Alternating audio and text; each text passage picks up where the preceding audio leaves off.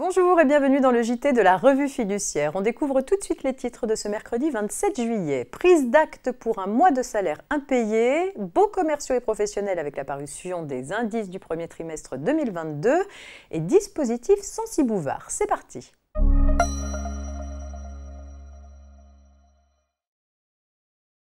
Un salarié qui considère que l'employeur ne respecte pas ses obligations peut prendre acte de la rupture, c'est-à-dire rompre unilatéralement le contrat de travail. Mais cette prise d'acte ne produit les effets d'un licenciement sans cause réelle et sérieuse que si les faits reprochés justifiaient effectivement la rupture du contrat. Dans le cas contraire, elle produit les effets d'une démission.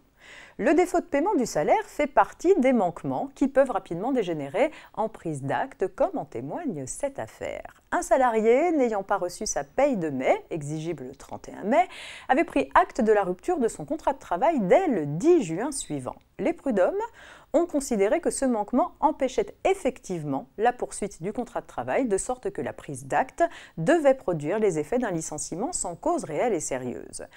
C'est en vain que l'employeur a fait valoir que le salarié avait pris acte de la rupture sans l'alerter au préalable et donc sans lui laisser la possibilité de régulariser la situation.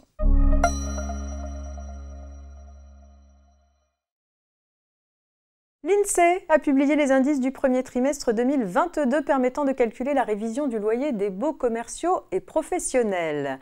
L'indice des loyers commerciaux, l'ILC, s'élève à 120,61 en augmentation de 3,32% sur un an.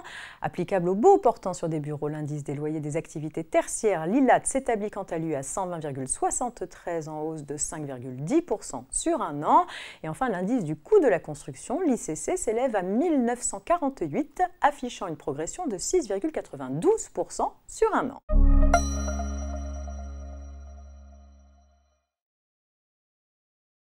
Le dispositif Censi-Bouvard offre une réduction d'impôt sur le revenu aux contribuables qui réalisent un investissement locatif en meublé non professionnel. Cet avantage fiscal concerne notamment les achats de logements neufs ou en l'état futur d'achèvement situés dans une résidence avec service pour étudiants ou pour personnes âgées ou handicapées. La réduction d'impôt est accordée sous réserve d'un engagement de location meublée pendant au moins 9 ans à l'exploitant de l'établissement. Ce dispositif, qui aurait dû prendre fin le 31 décembre 2021, a été reconduit pour une année supplémentaire. L'obtention de la réduction d'impôt suppose que l'acte d'achat soit signé au plus tard le 31 décembre 2022.